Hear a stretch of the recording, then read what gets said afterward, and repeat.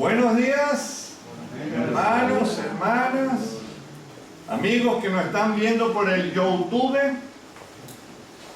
Y bueno, qué alegría estamos celebrando este día tan especial.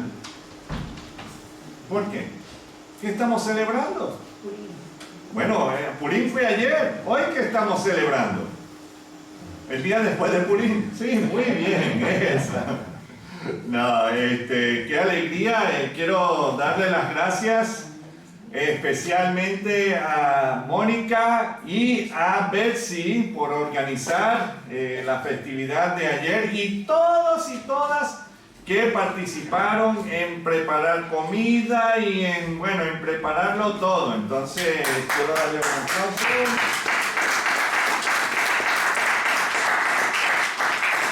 Para los que no saben por qué estamos aplaudiendo y todo lo demás, lo interesante es que por fin, después de 2 años, pudimos celebrar aquí en el local la fiesta de Purim o la fiesta de Esther. Si no entienden, léense el libro de Esther, está en la Biblia. Entonces, y estábamos celebrando esa fiesta con juegos y hasta personas se disfrazaron, y hasta hablé con Alicia porque también vino disfrazada. Yo le pregunté, wow, Alicia, ¿y eso que trajiste? Y después ella me dijo, sí, llevo 2 años y al fin lo estreno. Entonces, ya por fin pudimos celebrar como iglesia la fiesta de Purim. Pero bueno, vamos a ir y buscar en nuestras Biblias el libro de Apocalipsis. Apocalipsis, el último libro en la Biblia. Apocalipsis capítulo 2. Apocalipsis 2, y vamos a buscar los versículos 12 al 17. Apocalipsis 2, 12 al 17. Y vamos a ponernos sobre nuestros pies en honor a la lectura de la palabra de Dios, no al que lo lee, por supuesto. Entonces, Apocalipsis 2, del 12 al 17.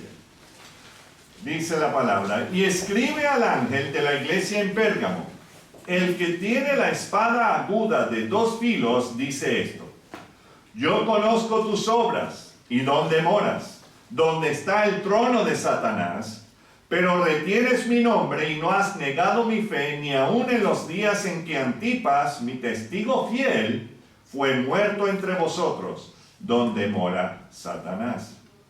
Pero tengo unas pocas cosas contra ti, que tienes ahí a los que retienen la doctrina de Balaam, que enseñaba a Balac a poner tropiezo ante los hijos de Israel, a comer de cosas sacrificadas a los ídolos y a cometer fornicación. Y también tienes a los que retienen la doctrina de los Nicolaitas, la que yo aborrezco. Por tanto, arrepiéntete, pues si no, vendré a ti pronto y pelearé contra ellos con la espada de mi boca. El que tiene oído, oiga lo que el Espíritu dice a las iglesias. Al que venciere, daré a comer del maná escondido, y le daré una piedrecita blanca, y en la piedrecita escrito un nombre nuevo, el cual ninguno conoce, sino aquel que lo recibe. Señor, te damos las gracias por tu palabra. Y gracias, Señor, por la fidelidad de personas que se reunían para alabarte, para bendecir tu nombre y para ser fieles a ti, Señor. Así como este hermano Antipas, Señor. Ayúdanos a tomar estas personas como ejemplo, buen ejemplo, a seguir. No los que siguieron a los Nicolaitas, Señor. Y si nosotros estamos sufriendo de eso, Señor, que ya extirpamos eso de nuestras vidas, arrepintiéndonos ante ti. Gracias, Señor, que seas tú hablando a nuestros corazones, ablandándolos porque están duros, pero gracias, porque tú prometes renovarnos así, como hemos leído, que tú creas en nosotros, Señor, un corazón limpio y también una mente limpia en ti. Gracias, Señor Jesús, en tu precioso nombre. Amén. ¿Pueden tomar asiento, hermanos? Y bueno, hoy nos toca mirar por unos momentos a la iglesia que se encontraba en la ciudad de Pérgamo. Y recordemos que esta es la tercera, déjame estar seguro de que tengo los dedos, sí, tercera iglesia o tercera carta dictada por Jesús a Juan en Apocalipsis. Y es dirigido a las 7 iglesias que estaban en Asia Menor. Bueno, en Turquía, lo que hoy día es Turquía. Y hoy día esa ciudad, Pérgamo, ya no se llama Pérgamo, se llama Bergama. ¿Ok? Y es la que ha reemplazado la ciudad antigua de Pérgamo. Ahora, esta ciudad tiene algunas cosas de las cuales debemos acentuar. Porque es interesante, o sea, uno dice, ay, aquí viene, ay, ya me voy a aburrir porque me va a dar un montón de datos que ni me voy a acordar. Sí, posiblemente, pero lo interesante es que estos datos son importantísimos para la carta que escribió Jesús. Por ejemplo, en la antigüedad, Pérgamo tenía una biblioteca que albergaba más de 200,000 libros. 200,000 libros. Además de Alex, ¿cuántos de nosotros aquí tenemos 200,000 libros en nuestra biblioteca? ¿Ah? Okay. Entonces, era la segunda biblioteca del mar Mediterráneo. Solamente la biblioteca en Alejandría era más grande. O sea, que eso es interesante. Ya verán por qué. Según uno de los diccionarios bíblicos, dice que los libros eran de pergamino. Y ahí fue donde se empezó a usar el pergamino, en Pérgamo. Pergamino es piel de, o sea, usando piel de animales, o sea, de ovejas o de vacas, o el piel que podían encontrar y se usaba como libros, ¿verdad? Entonces, más tarde, Marco Antonio, no estoy hablando del salsero, Marco Antonio, el que estaba enamorado de Cleopatra, ¿verdad?, de Egipto, él le dio esta biblioteca a Cleopatra. Y luego, más tarde, todos esos libros fueron movidos a Alejandría. Entonces, es algo impresionante, ¿no? Todavía se quedaron con lo de Marco Antonio el salsero, ¿verdad? Ya ver. Ok, Marc Anthony, por si acaso. Que empezó a cantar salsa sin saber castellano, imagínense. Ahí aprendió. ¿Qué importa? Es que se acuerdan de que yo fui periodista y también trabajé en la radio, entonces esas cosas, bueno, a veces saltan y uno no sabe por qué. Pero no. Este es el personaje histórico. ¿Okay? Ahora bien, el nombre Pérgamo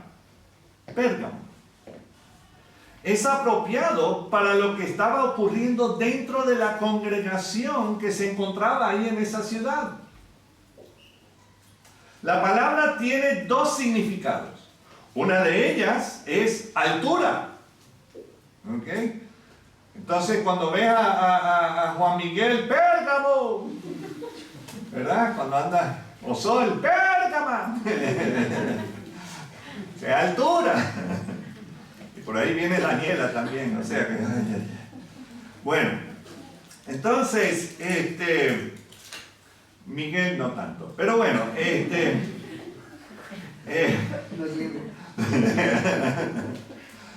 pero eso es altura, significa altura.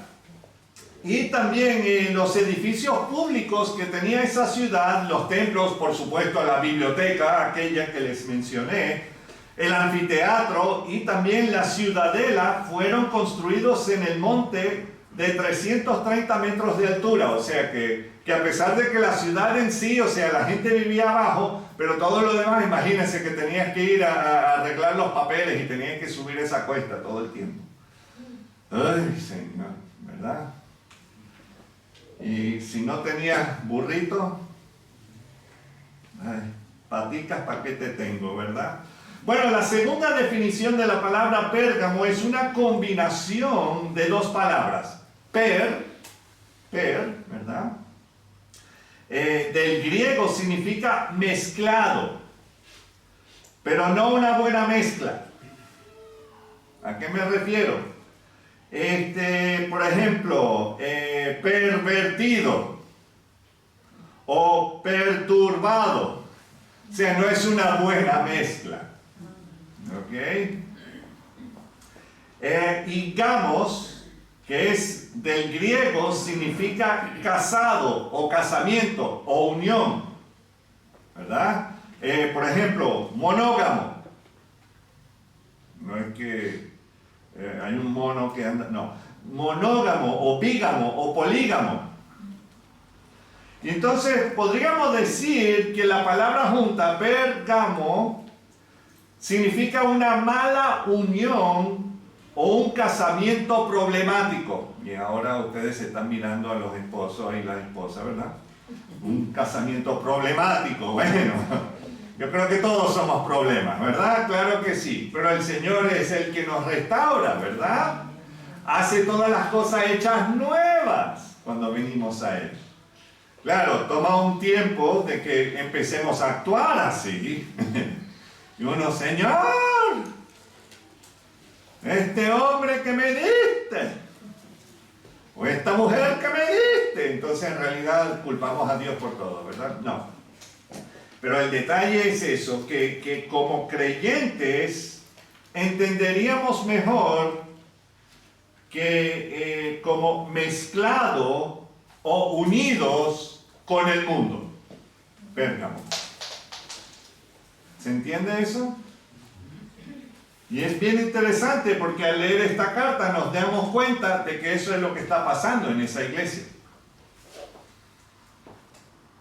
En cuanto a los templos que se encontraban en Pérgamo, ¿se acuerdan que la semana pasada hablamos de lo que estaba pasando en Esmirna? O sea, con el templo al César y todo ese asunto. Bueno, en Pérgamo se había hecho el primer templo fuera de Roma, dedicado a César Augusto. ¿Ok? Entonces, eso era lo que estaba pasando ahí en Pérgamo. El pueblo adoraba a César Augusto, el mismo emperador que se menciona en Lucas 2, y también el que también le dio su nombre a la ciudad César Augusta, donde vivimos hoy día. Claro, nosotros lo conocemos como Zaragoza, ¿verdad? ¿Lo dije bien, Dani? Ok, si acaso. Entonces, había muchos más templos paganos ahí, pero entre los más grandes se encontraban la adoración a Zeus para los griegos y luego Júpiter para los romanos. También Pérgamo fue el centro de la adoración al dios de la medicina, Asclepios o Esculapio. Y entonces lo que uno hacía, porque ahí estaban los médicos, los doctores en Pérgamo, ¿sabes cómo te sanaban? Tú traías una escultura de la parte física que te estaba doliendo. O sea, traías una escultura de un brazo, o de un dedo, o de una oreja, o de un diente, o bueno, yo no sé. Pero lo traías y entonces se lo dabas no a un médico, se lo dabas a un sacerdote de esos, de ese templo de Asclepio, y él oraba y hacía sus asuntos sobre esa pieza que le habías entregado, a ver si te sanaba. ¿Qué les parece, Pues eso es. Bueno, parece más o menos a la medicina aquí en Zaragoza. Tú vas al doctor, ni te mira. Y te dice, no, toma 2 ¿qué? Frenadol, o 2 paracetamol, o 2 ibuprofeno y ya vete. Ni te mira. ¿O estoy equivocado? Bueno, algunos sí te miran. Los que le pagan para que te miren. Entonces, los demás, bueno, ok.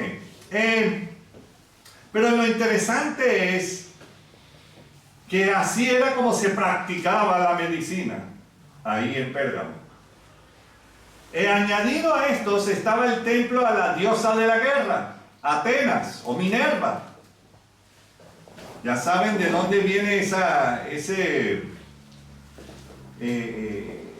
refrán que me enerva, o sea, Minerva de la guerra. No, yo solamente no busqué eso, solamente que me vino a la mente ahora, Minerva. Y por supuesto, sin que faltara un templo para el dios del vino, Dionisio o Baco, ¿verdad? Porque lamentablemente en este pueblo tenemos varios templos a Dionisio. Entonces, hay uno justo debajo de mi casa. Ok, entonces, con esto en mente, vamos a leer Apocalipsis 2:12. Apocalipsis 2:12. Dice, y escribe al ángel de la iglesia en Pérgamo, el que tiene la espada aguda de 2 filos, dice esto. Y claro, hemos determinado con las otras cartas que hemos leído, las de Éfeso y de Esmirna, que cuando se habla de ángel, a quien se está refiriendo es al pastor con la iglesia como una entidad unida, ¿verdad? Una iglesia tiene su propia personalidad, ¿verdad? Entonces, y así es, o sea, eso al ángel, o sea, a toda la congregación como tal. Y luego Jesús se refiere en su presentación como el que tiene la espada de 2 filos. La espada de 2 filos. Y esto es algo muy importante porque hemos mencionado varios elementos acerca de la ciudad de Pérgamo que nos puede dar unas razones por las cuales Jesús se presenta así en esta carta. Porque ¿qué es lo que saben? ¿Qué es la espada que es como 2 filos? O sea, como espada de 2 filos. La palabra, ¿verdad? Y lo interesante es que la Biblia es una pequeña biblioteca, 66 libros en uno, ¿verdad? Así como la biblioteca en Pérgamo.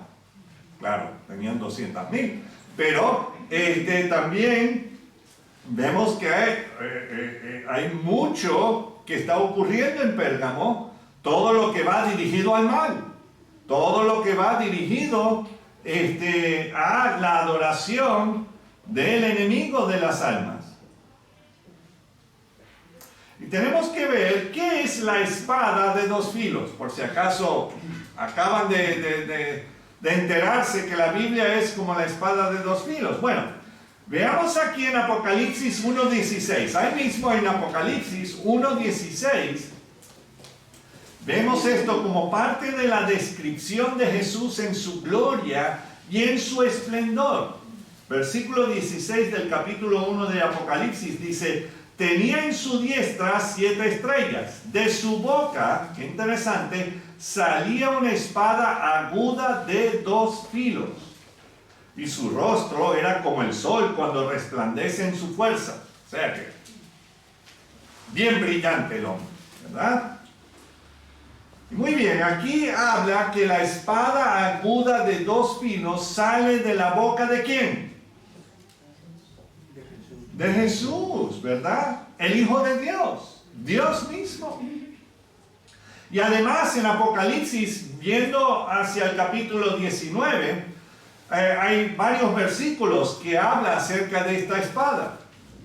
Apocalipsis 19, versículos 13, 15 y 21 repite esa descripción de Jesús viniendo a la tierra con todos sus santos para derrotar al anticristo y sus secuaces.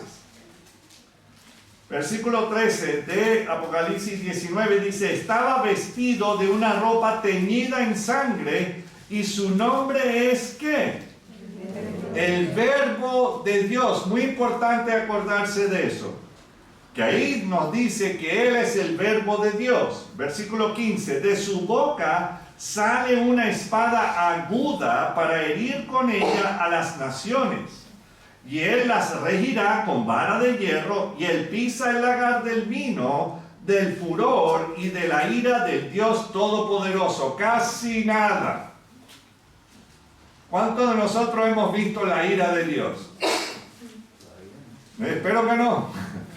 Espero que no nos hayamos visto, porque ahí sí que nos quedamos aplastados como una cucaracha pisada por el pie izquierdo del pastor. Ok. Entonces, el versículo 21. Y los demás fueron muertos con la espada que salía ¿de dónde?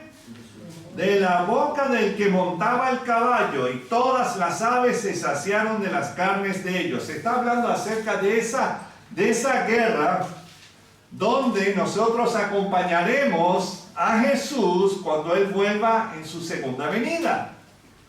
Nosotros también vamos a estar montados a caballo. Lamentablemente y gracias a Dios, Miguel no va a tener la espada, lo va a tener el Señor Jesús. Yo sé que Él quiere tener la espada, pero no. Solamente Jesús. Nosotros, bueno, vamos a estar ahí viendo todo. Entonces, y apoyando, alabando a nuestro gran Rey. Amén. Así es. Entonces, ahora, ¿cómo sabemos que la espada y la palabra son sinónimos con Jesús y la Biblia?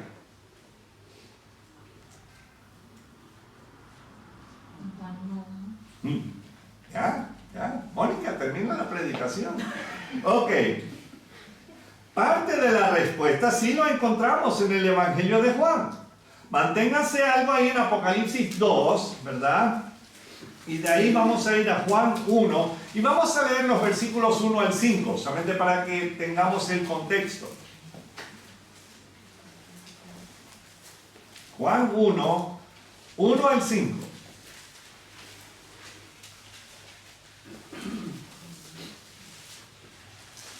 Y dice así la palabra, en el principio,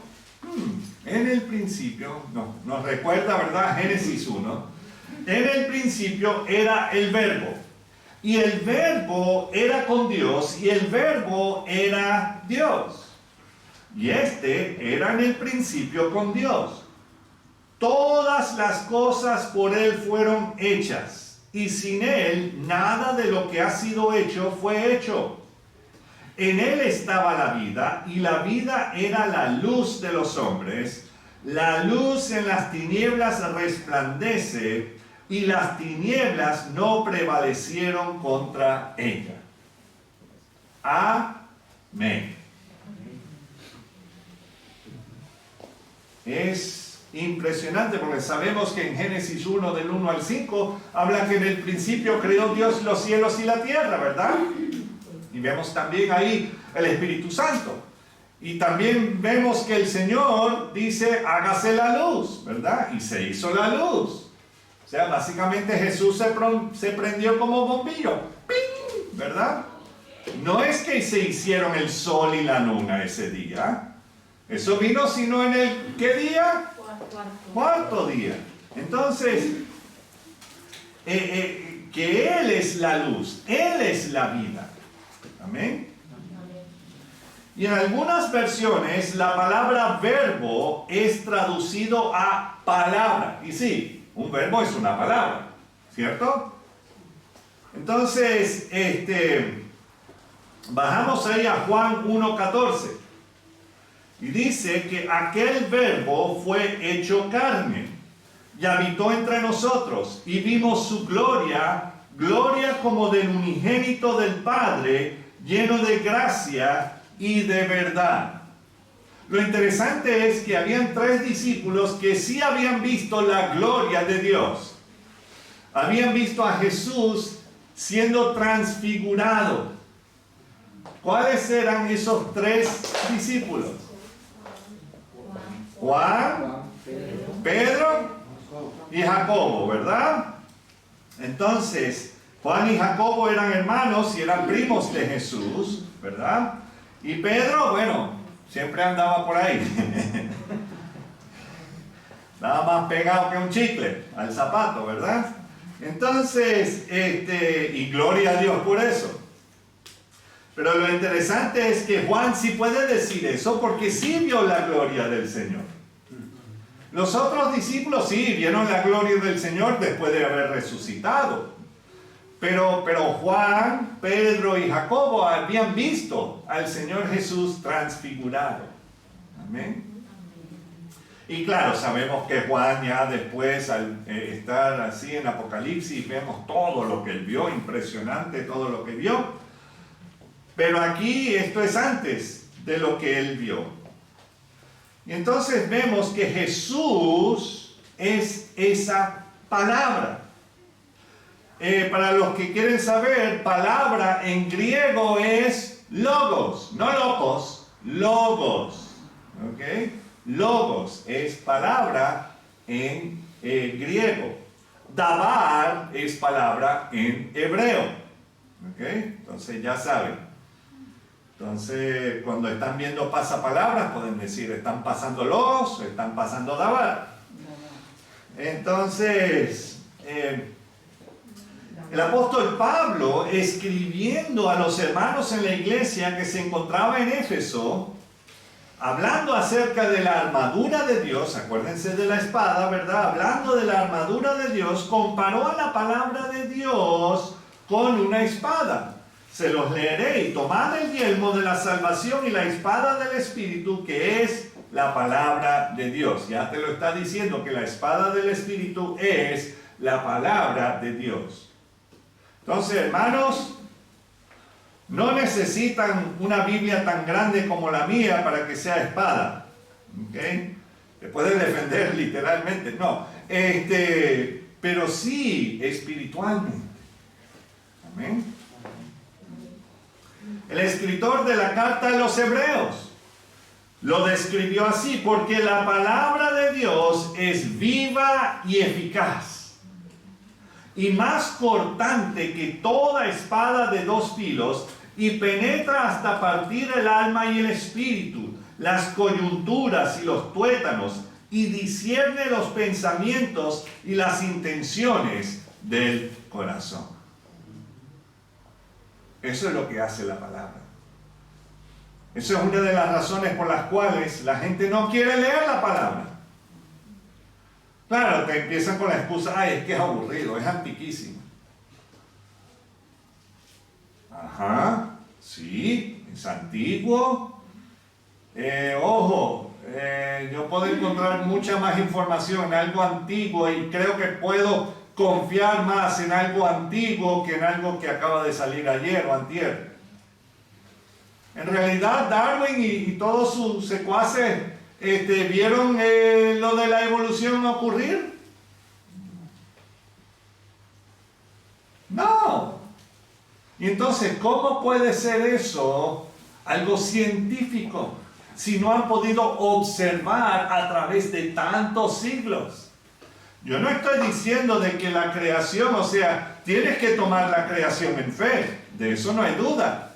Pero tienes que reconocer que también esa teoría, disque teoría porque todavía no ha llegado a teoría, vamos a decir hipótesis, posiblemente, es algo que tienes que tomar en fe también. A mí me toma más fe creer en una explosión que crea todo, porque ojo, hemos estado viendo lamentablemente lo que está ocurriendo en Ucrania. ¿Qué hace una explosión? ¿Crea cosas?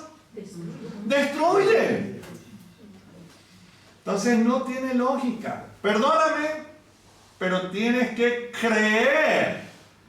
Tienes que ponerle fe. Entonces en realidad la teoría de la evolución tienes que tomarlo por fe. Es algo religioso. Ok, ya que hice a 2 o 3 enojarse conmigo, gloria a Dios. Pero podemos ver aquí claramente que la palabra de Dios no es pasiva. Es viva y activa. Yo no estoy diciendo que ahora la Biblia se me va a lanzar ahí al piso y va a correr por todos lados. No, eso no es lo que me estoy refiriendo. Pero que al leer la palabra se conecta con nuestro espíritu y empieza a hablarnos y a recordar ciertas cosas, a pesar de que estamos viviendo en una época de mucha tecnología, porque muchas veces la tecnología no quiere andar como uno quiere, pero bueno, pero el corazón del hombre sigue igual de malo.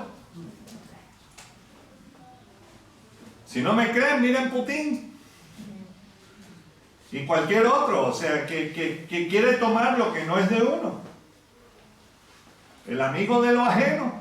Entonces volviendo por unos momentos a Pablo, le escribió animando al joven pastor Timoteo a usar la palabra de Dios de una manera activa.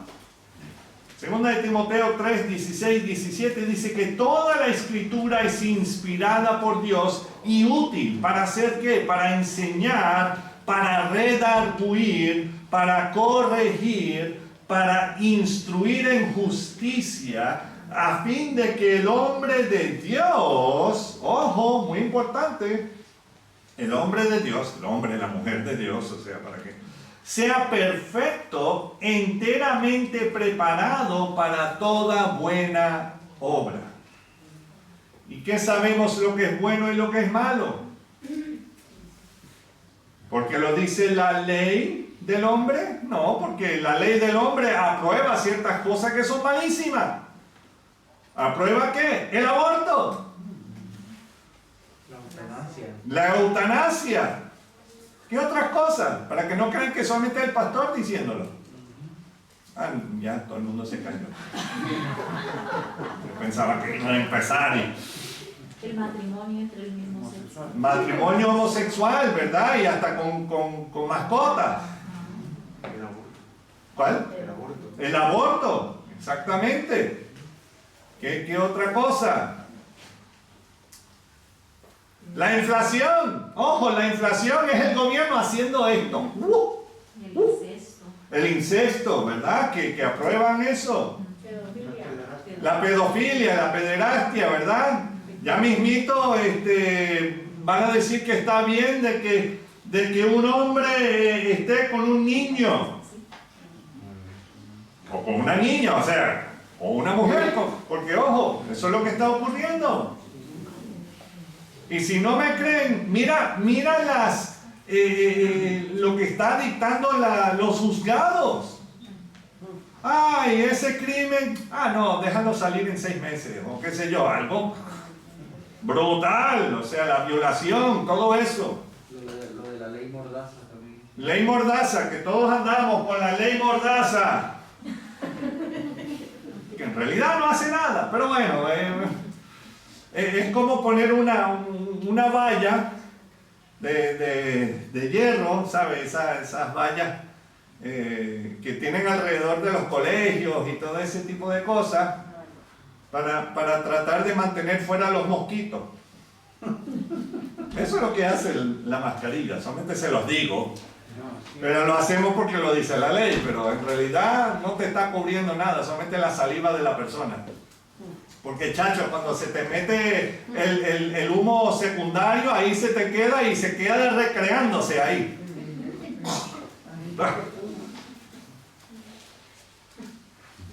Bueno, ya tengo a todo el mundo enojado conmigo. Ok. Mejor arreglo la corbata porque después Jonathan se enoja conmigo. Ok, muy bien. Entonces, vemos que toda la escritura es inspirada por Dios y útil para enseñar, para redarguir. O sea, ahí ya no estamos diciendo, esta es mi opinión acerca de... No, estamos diciendo esto es lo que piensa Dios acerca de lo que una persona está haciendo o no haciendo. Para corregir, ¿A quién le gusta ser corregido?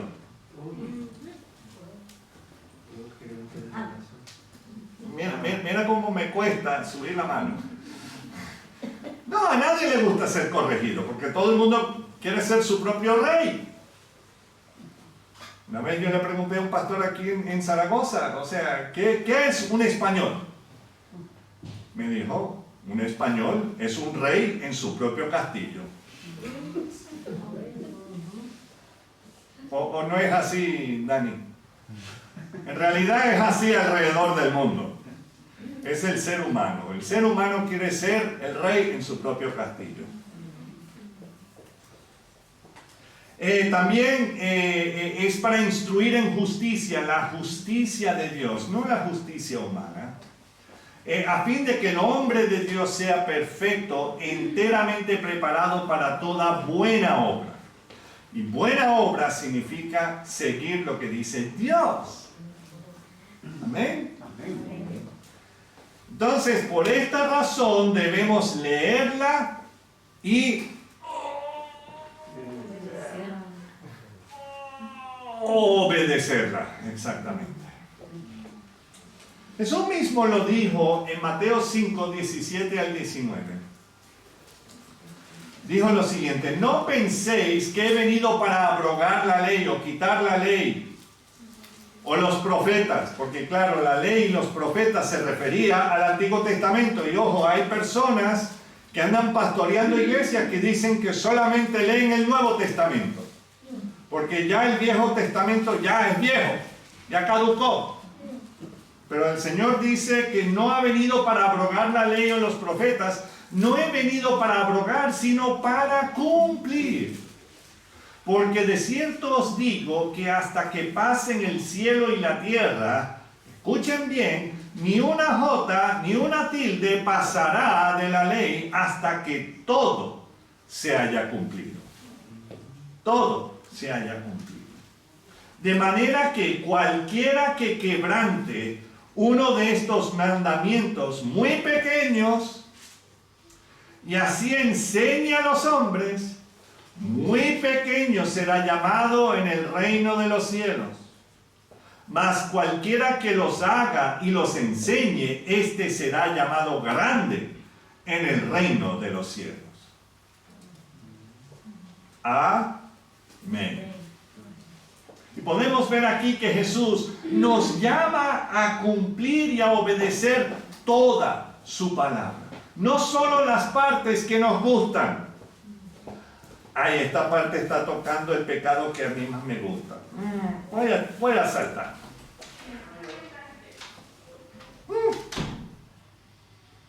Entonces, todo, aún la cosa que no nos gusta. Que me está hablando mucho a mí. Yo me acuerdo de alguien que se fue de la iglesia, bueno, me imagino que son muchos, pero que se fue de la iglesia porque pensaba que cada domingo yo le estaba predicando a él. No, le estoy predicando a todo el mundo, y a mí también. Y digo, no, yo no vuelvo para allá porque siempre el pastor ahí metiéndome el dedo en la llaga. Bueno, entonces, ¿por qué no dejas que el Señor te lo sane? Y no tendrás llaga para que yo tenga... Bueno, ok, ya. Entonces podemos ver que algunos de la iglesia que se encontraba en Pérgamo estaban cumpliendo con la palabra de Dios. Sí. Y lo podemos ver, vamos de nuevo a Apocalipsis 2, capítulo 2, versículo 13. Mira que sí, habían personas que sí estaban siguiendo la palabra de Dios, hasta entregando sus vidas. Versículo 13, el Señor Jesús aquí hablando: yo conozco tus obras. Qué bueno. Me gusta que el Señor conoce mis obras, las buenas y no tan buenas, porque Él es el juez justo. Amén. Y Él murió por todos mis pecados. Por eso yo puedo acudir a Él, porque Él no es solamente el juez justo, pero también es mi abogado defensor. Amén. Yo Tengo un abogado que me defiende. Él nunca está ocupado, siempre me atiende. Él nunca pierde un pleito, todos los gana. Si quieres saber su nombre, no lo conoce, Cristo se llama. Si quieres saber su nombre, no lo conoce, Cristo se llama. ¿Ok? ¿Ya? ¿Lo entendimos?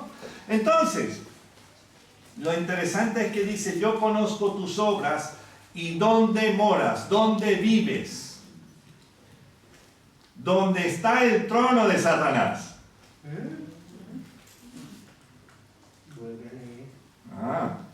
Yo conozco tus obras y dónde moras. Donde está el trono de Satanás. Pero retienes mi nombre y no has negado mi fe, ni aun en los días en que Antipas, mi testigo fiel, fue muerto entre vosotros, donde mora Satanás. Entonces, aún en medio de una ciudad, ¿se acuerdan que habíamos hablado de la idolatría que tenía, verdad? Una ciudad sumergida en la idolatría y en la adoración al emperador. Algunos decidieron creerle a Dios hasta entregar sus vidas por él. Entre ellos el hermano Antipas. Y algunos creen que Antipas fue el pastor de la iglesia y que fue quemado dentro de un horno en forma de toro.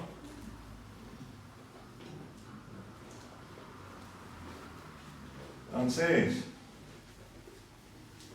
notaron que en este versículo se menciona que Pérgamo era el sitio donde moraba y reinaba Satanás en aquellos días.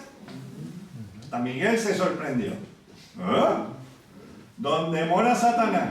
No estoy hablando de la mascota, del perro. Satanás, ven acá. Uy. Yo he escuchado a alguien llamar a su mascota Satanás. Nerón te lo creo, ¿verdad? Pero Satanás, ven acá.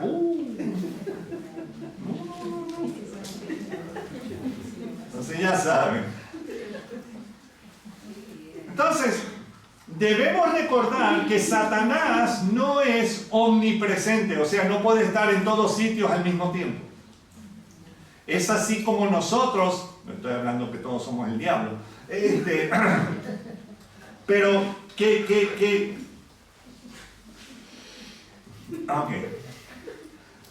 pero no podemos estar en dos lugares al mismo tiempo, ¿verdad? A lo mejor en Skype o en Zoom o qué sé yo, pero físicamente no podemos estar en dos lugares al mismo tiempo. Y entonces Jesús mismo es el que está diciendo esto. ¿No creen ustedes que Él sabrá dónde está Satanás en todo tiempo? Claro. Y Él dice, bueno, allá en Pérgamo, ahí es donde está morando Satanás. Sabemos, según lo que leemos en Job, que Satanás ronda la tierra. Según otros pasajes que encontramos en los profetas, ¿verdad? Sea Isaías, sea Ezequiel, Jeremías, Daniel, y así sucesivamente, que Satanás ha morado en otros lugares, como en Babilonia, en Tiro y en Persia. O sea, sus otros secuaces moran en otras partes también. Uno de los secuaces de Satanás mora aquí mismo, al otro lado del río. Sí. Entonces, así como hemos leído, algunos de los hermanos de la iglesia en Pérgamo no habían negado la fe en Cristo Jesús. Lo interesante es que uno de esos templos, especialmente el templo a Zeus, ¿verdad? O Júpiter, ya ese templo fue llevado en el 1800 y tanto, fue llevado ese templo a Berlín y está hoy día en Berlín. Por eso tienen hay un museo bien interesante, o sea, me gustaría ir a verlo, no porque quiero ir y llevarle unas flores, pero me gustaría verlo porque ahí está el sitio exacto que está hablando Pérgamo, o sea, a la iglesia de Pérgamo. Ese era conocido como el trono de Satanás. Y también en ese mismo museo están las puertas originales de Nabucodonosor, la puerta de Istar, de Babilonia. O sea, por eso me gustaría ir por lo histórico, porque tiene que ver con cosas bíblicas, no porque tengo ganas de ir a Berlín, no. Entonces, eso es bien interesante porque son lugares históricos que tenemos acceso. Igual ir a Londres o al Louvre o lo que sea, a París, para ver estos museos que contienen todos estos objetos que eran tiempos bíblicos. ¿Verdad? Ok, bueno. Entonces, pero algunos sí no habían negado la fe en Cristo Jesús, así como Antipas. Pero leemos los versículos 14 y 15 y vamos a ver cómo era la otra parte, la otra cara de la iglesia de Pérgamo. Pero tengo unas pocas cosas contra ti, que tienes ahí a los que retienen la doctrina de Balaam, que enseñaba a Balac a poner tropiezo ante los hijos de Israel, a comer de cosas sacrificadas a los ídolos y a cometer fornicación. Y también tienes a los que retienen la doctrina de los nicolaitas, la que yo aborrezco. No está hablando del Papá Noel. Nicolás, no. A lo mejor hubiera comenzado por alguien llamado Nicolás, pero para los que no lo saben, el personaje de Balaam fue aquel profeta en el libro de Números, quien fue contratado por Balac, el rey moabita, para maldecir al pueblo de Israel. A lo mejor no se acuerdan de los nombres,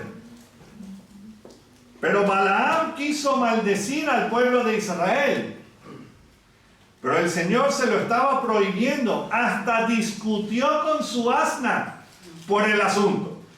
Ese fue el que peleó con su burra, ¿verdad? Imagínense que tú estás andando por la carretera y ves a alguien peleando con una burra y que la burra le contesta y él le contesta a la burra.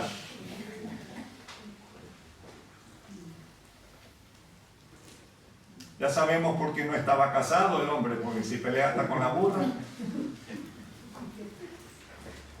le contesta, imagínate. Entonces, pero por orden de Dios, Balaam tuvo que bendecir al pueblo de Israel. Me imagino que cuando bendecía al pueblo, hacía entre los dientes, ¿verdad? Porque él quería también ver la destrucción del pueblo de Israel. Pero le dijo al rey Balac algo que trajo castigo divino sobre Israel. Se los voy a leer, está en Números 25, voy a leer los versículos 1 al 3, el versículo 9, y después voy a saltar a Números 31, 16. O sea, todo eso tiene que ver con toda esta escena, pero no tenemos tiempo para entrar en todos los detalles. Pero solo quiero que nos enfoquemos en esto. Dice el versículo 1 de Números 25, moraba Israel en Sitim, y el pueblo empezó a fornicar con las hijas de Moab, las cuales invitaban al pueblo a los sacrificios de sus dioses. Y el pueblo comió y se inclinó a sus dioses. ¿Cuál era uno de los dioses de los moabitas? Moloch. O sea, que estaban entregando a sus bebés, a sus hijos, al fuego de Moloch.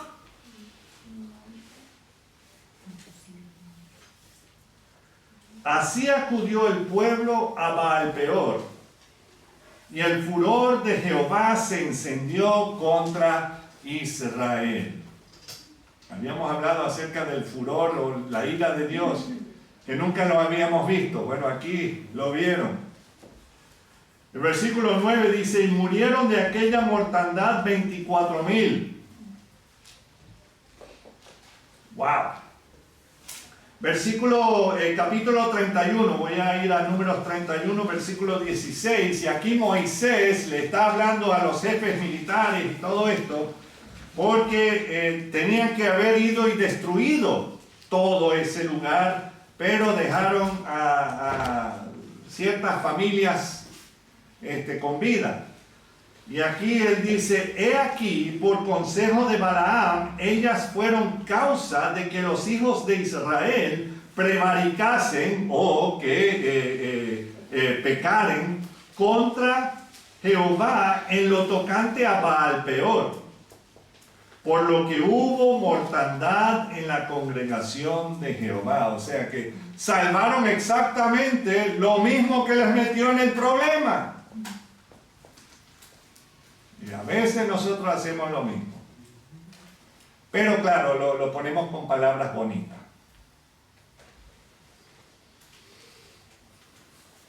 Volviendo al libro de Apocalipsis 2:15, vemos que esto lo estaba enseñando los nicolaitas. ¿Ok? ¿Sabe ese zapato o esa ropa que se llama Nike? Los Nike. Anuncio no pagado.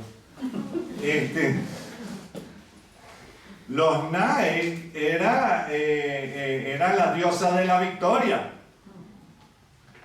¿Ok? Y ese símbolo que está en los Nike era el símbolo de esa diosa. Y lo interesante es que había un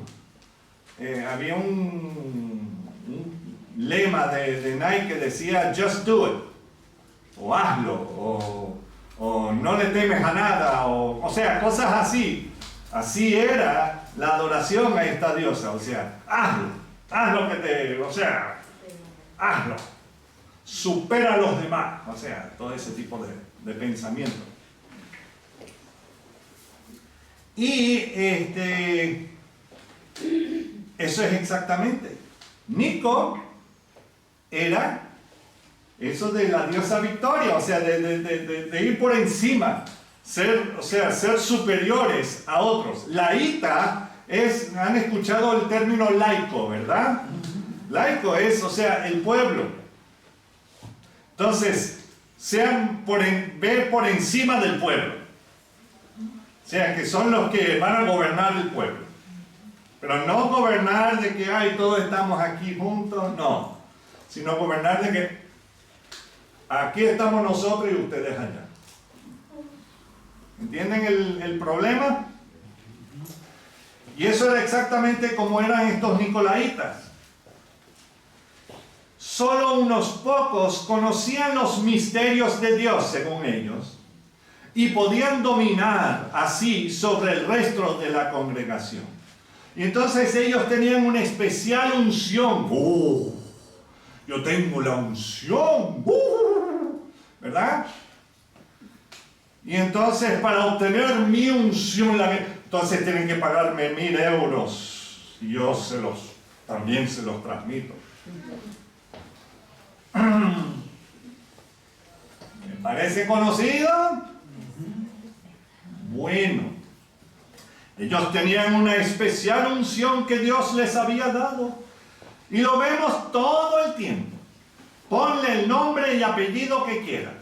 Los católicos, los ortodoxos, los mormones, los testigos de Jehová, los de la teología de la prosperidad, los de la superfe, etc. Bueno, por eso. ¿Sí? Entonces, además, como tenían según ellos mismos esa superunción, para ellos la gracia de Dios, ojo, la gracia de Dios les permitía hacer todo lo indebido, porque ya Jesús lo pagó todo. ¿Están entendiendo por dónde van los tiros? ¿O necesito que se lo explique un poco más? Sí, se lo voy a explicar un poco más. Hermanos, Pablo lo dice claramente en Romanos 6. Solamente voy a salpicar algunos versículos. Versículo 1. ¿Qué pues diremos? ¿perseveraremos en el pecado para que la gracia abunde? Versículo 2. En ninguna manera, porque los que hemos muerto al pecado, ¿cómo viviremos aún en él? Y el versículo 15, ¿qué pues? ¿Pecaremos porque no estamos bajo la ley, sino bajo la gracia? En ninguna manera.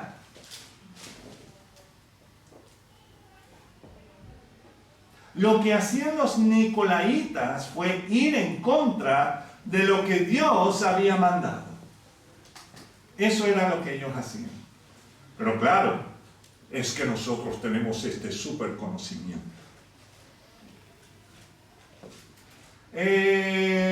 Los católicos, ¿qué? Tienen que ir al cura para que el cura les, ¿qué? Les perdone, les absuelve de los pecados. Por favor.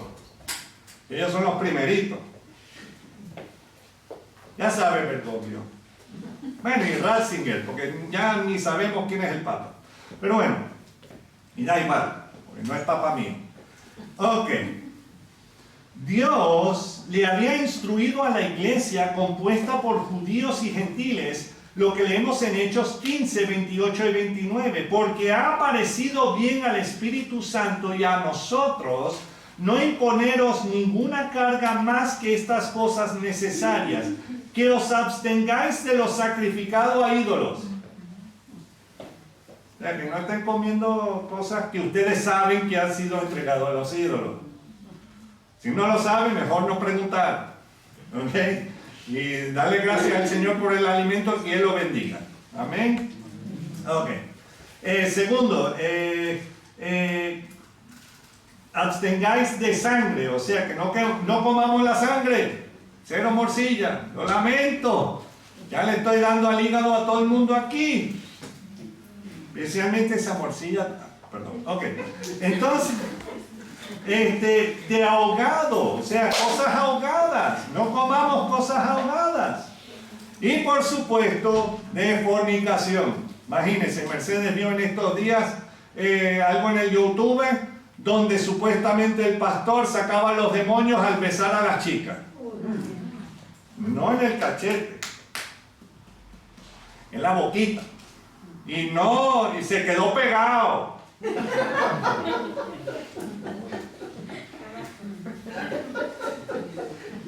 Y lo interesante es que ya cuando le tocaba a la viejita, no, ya hermana, ya se me fue la unción. Ya.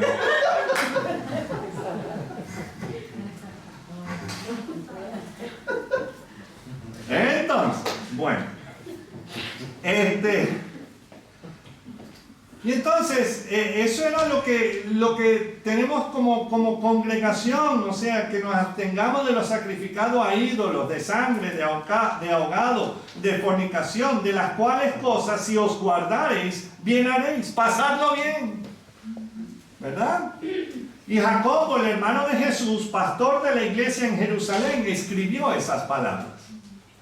Y el mismo Jacobo escribió en Santiago 4:4, oh almas adúlteras,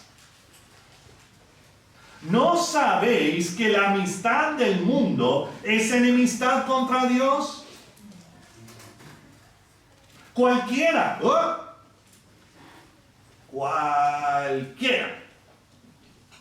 pues, que quiera ser amigo del mundo, se constituye, ¿qué? Enemigo de Dios. O sea, que no puedes andar. Sí, te veo en el baile el sábado, ahí, ¡uy, qué chévere! Porque después tengo que ir a la iglesia el domingo. Bueno, esto era exactamente lo que estaban haciendo los nicolaitas dentro de la congregación de Pérgamo. La perversa unión entre la iglesia con el mundo.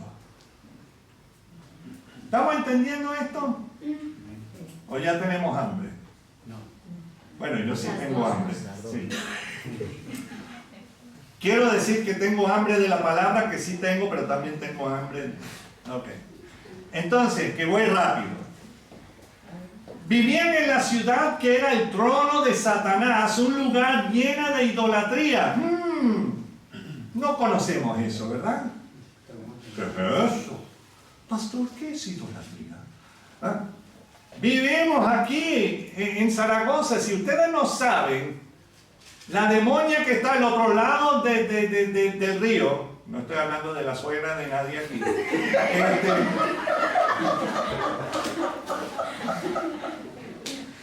espero que no,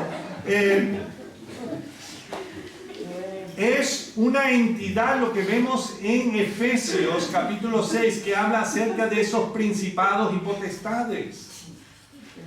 Y esa demonia está por encima porque se celebra su día, supuestamente, el 12 de octubre, el día que supuestamente Colón descubrió América. Y entonces le dan a Colón, o sea, le dan toda la gloria a esa demonia. Por eso, espiritualmente hablando, y no me estoy metiendo en mucho asunto, espiritualmente hablando, esa entidad es la que rige todas las Américas en el mundo espiritual, y cuando estoy hablando del mundo espiritual estoy hablando del mundo diabólico, porque Jesús es el Rey. Amén. Y Él ha vencido. Pero mientras que estamos aquí, eso es nuestra lucha. Nuestra lucha no es contra carne ni sangre, pero contra principados, contra potestades. Entonces, tenemos que recordar eso. Por eso necesitamos la espada. La espada de la palabra de Dios. Amén. Entonces,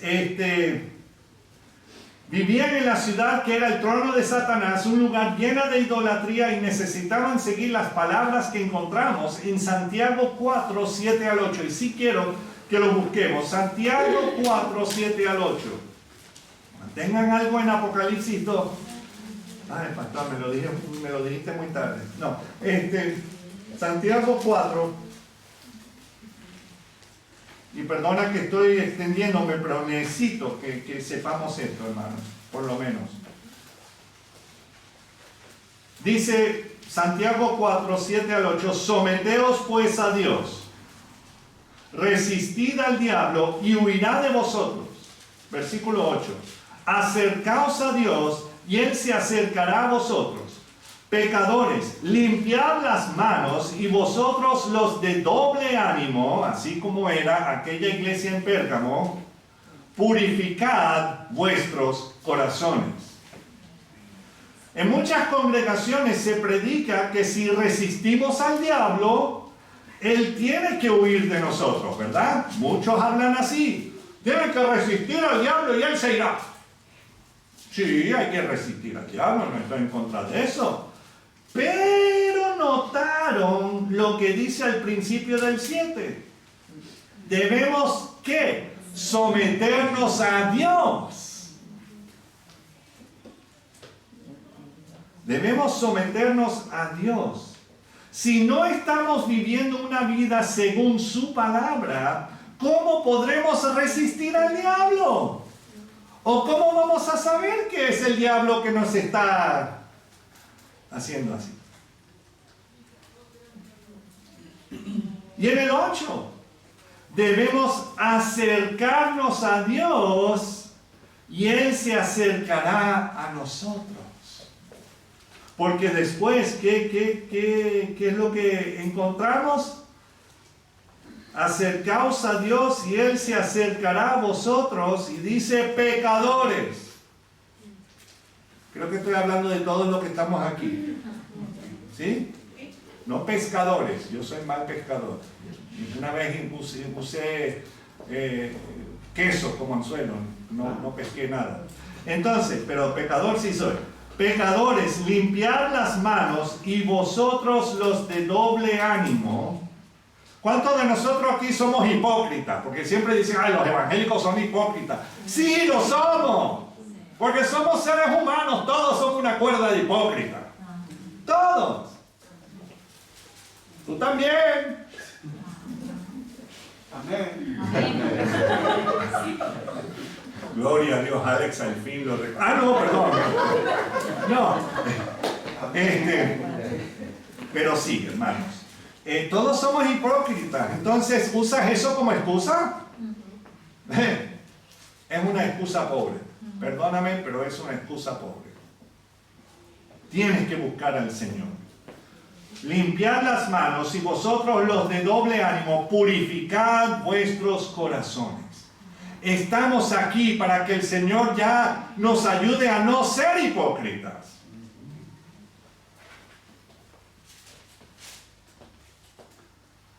Volviendo a Apocalipsis 2, 16 al 17, dice, por tanto, no por tonto, por tanto, arrepiéntete.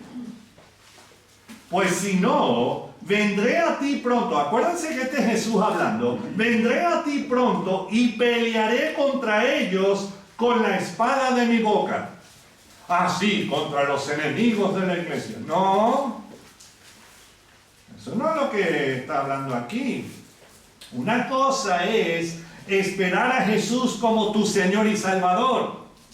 Otra cosa es esperar que Él venga para pelear contra ti con la espada de su boca. Te aseguro que no sobrevivirías. Y si andas en dos aguas, como los nicolaitas y todo ese asunto, viene a pelear contra ti. Entonces arrepiéntate ahora. Y Jesús termina la carta con su conocido final. El que tiene oído, oiga lo que el Espíritu dice a las iglesias. En otras palabras, le da esperanza al miembro de la iglesia en Pérgamo. Claro que sí. Al que venciere. ¿Quién quiere vencer? Amén. Amén. Lo tremendo de la alabanza esta mañana, y gracias, Sandra, es porque vimos exactamente dónde estamos como congregación. Estamos abatidos, estamos desanimados y sentimos que todo está en contra nuestra. Sí, todo está en contra tuya, excepto uno, el Señor Jesús. El Señor Jesús pelea por ti. Las cosas irán de mal en peor, y perdóname, no les voy a traer, la única esperanza que les traigo es Jesús. La única prosperidad es la que veremos en el Señor en la vida que viene. Por eso estamos venciendo. Tenemos que luchar para vencer. Amén. Amén. Y entonces, si viven en el sitio donde mora Satanás, si vivimos en este sitio donde mora puro diablo, tendremos muchos ataques del maligno. O sea, ¿nos sorprende eso? Estamos justo detrás de líneas enemigas. No estoy hablando de la gente, ¿ok? No estoy hablando de las personas. Yo oro para que Bergoglio se arrepiente. Y que le diga a todos los demás, sus secuaces, que mira, están equivocados. Sé que no va a pasar, pero todavía oro. Siempre digo, yo quiero que el Señor siempre me cierre la boca. Y ustedes dicen, sí, amén.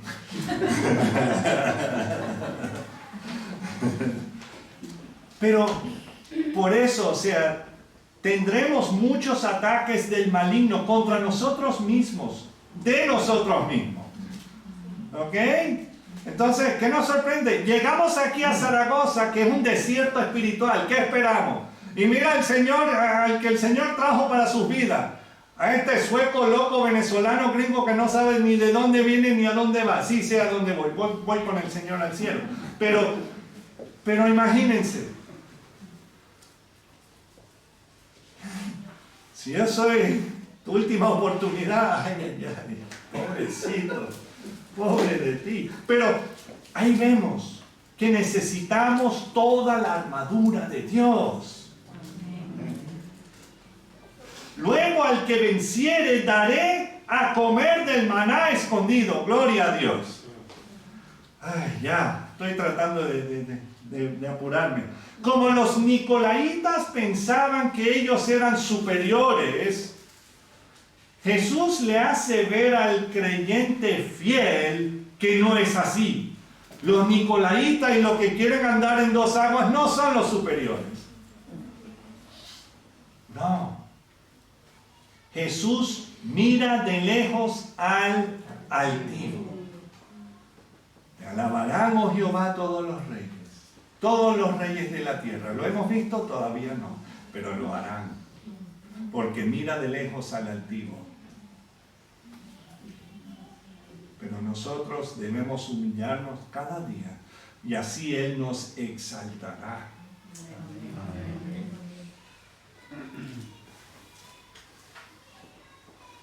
Él tiene varias cosas especiales preparadas para los que vencieren. Comer a su mesa, gloria a Dios. Y nos dará un nombre nuevo. Espero que lo pueda pronunciar. Sigue. Y le dará una piedrecita blanca. ¿Se acuerdan de lo que yo les había dicho de que uno tenía que ir al templo de Esclapio o Esculapio, como se llame? Y entonces con la parte que necesitaba que él te sanara y qué sé yo. El Señor nos trae una piedra blanca, porque ya nos ha salvado, ya nos ha sanado, nos ha dado un cuerpo nuevo y también nos da una piedrecita blanca. Y en la piedrecita escrito un nombre nuevo, el cual ninguno conoce, sino aquel que lo recibe. Entonces ahí ya no me conocerán como Marlon, ni Lowell, ni Olson, ni Lundin. No sé qué. Todavía a lo mejor el Señor, el loco. Ok.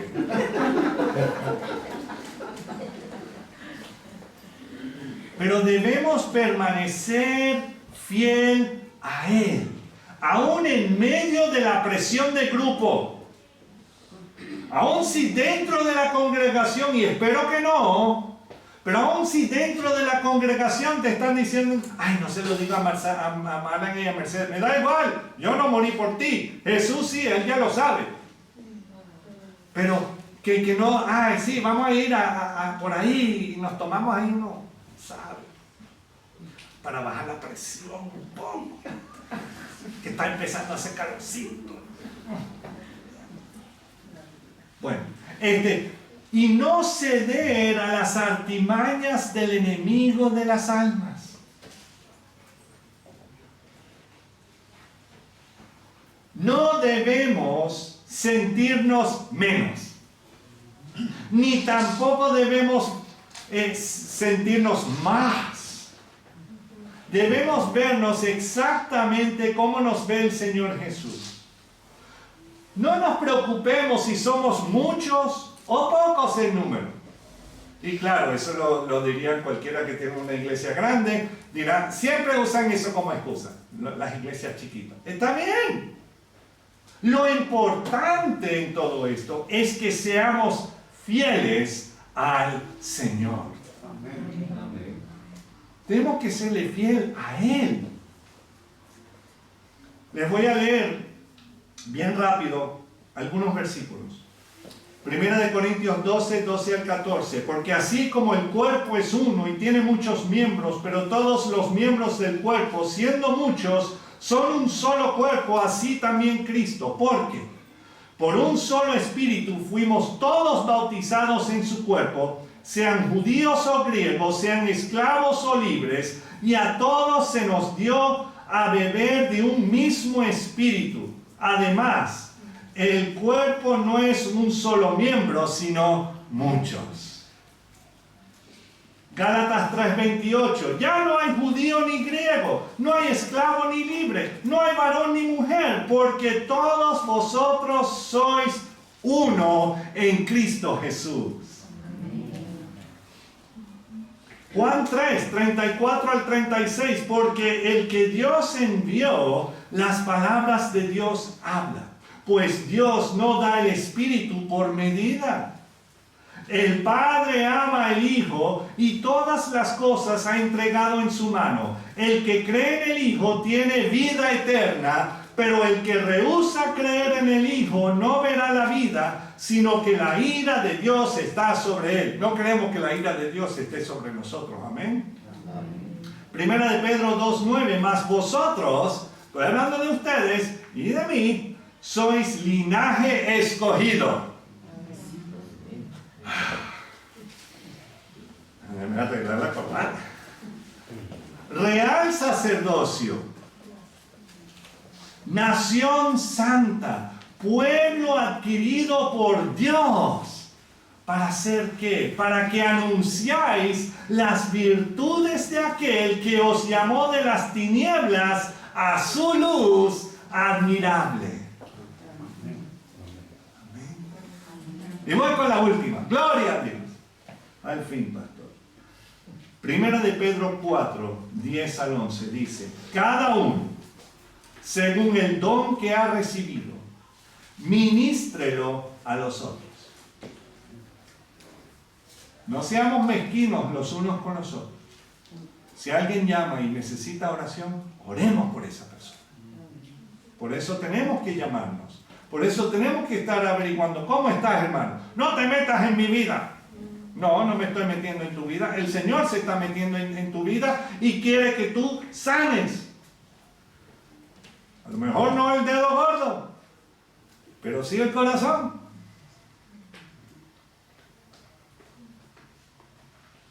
Cada uno según el don que ha recibido, ministrelo a los otros como buenos administradores de la multiforme gracia de Dios. Si alguno habla, hable conforme a las palabras de Dios. Si alguno ministra, ministre conforme al poder que Dios da, para que en todo sea Dios glorificado por Jesucristo, a quien pertenecen la gloria y el imperio por los siglos de los siglos. Amén. Entonces, esos somos todos nosotros, si hemos depositado nuestra fe en nuestro Señor Jesucristo. Vamos a orar. Señor, te alabamos, te bendecimos y te damos las gracias, porque tú tienes todo bajo tu cuidado y tu control, Señor. Vivimos en este mundo donde, sí, y especialmente en esta región, donde hay mucha idolatría, donde reinan los ataques del enemigo. Pero, Señor, si permanecemos en ti, somos más que vencedores. Porque tú nos has amado y nos amas. Y también, si no nos hemos entregado del todo a ti, Señor, venimos ante ti, como dice, Señor, tu palabra, que debemos despojarnos de nuestro viejo hombre, Señor, entregárselo a ti, Señor, que seas tú revistiéndonos de un nuevo hombre. Necesitamos, Señor, no solamente de los dones, no, pero sí de ti, de tu palabra, Señor, y que puedan crecer los frutos del Espíritu Santo. Gracias, Señor. Bendice esta tu congregación. En tu precioso nombre, Señor Jesús. Amén. Para los amigos del YouTube, Dios le bendiga. Sí, me extendí, pero por lo menos pueden comer palomitas mientras que están ahí. Dios le bendiga. Hasta luego.